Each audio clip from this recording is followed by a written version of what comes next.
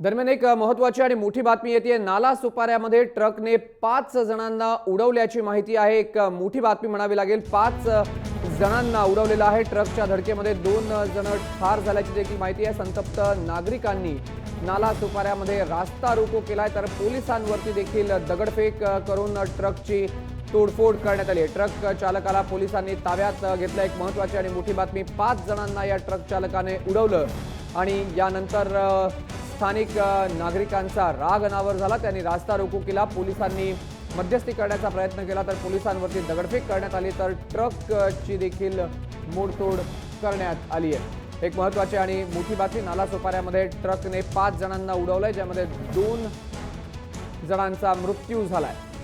Truck चालक सध्या ताब्यात आहे पोलिसांच्या। मात्र एक महत्त्वाची आणि मोठी बातमी म्हणावी लागेल। तुषार उपनवर आपले प्रतिनिधी आपल्यासोबत आहेत। तुषार, काय अधिक माहिती देशील? अत्यंत धक्कादायक अशी नालासोपाऱ्यामधली घटना आहे। या ट्रक चालकाने 4 ते 5 जणांना उडवल्याची माहिती मिळते। त्यातील 2 जण हे ठार झालेले आहेत। बाकी 3 ते 4 जणांना स्थानिक रुग्णालयामध्ये दाखल करण्यात आलेलं आहे।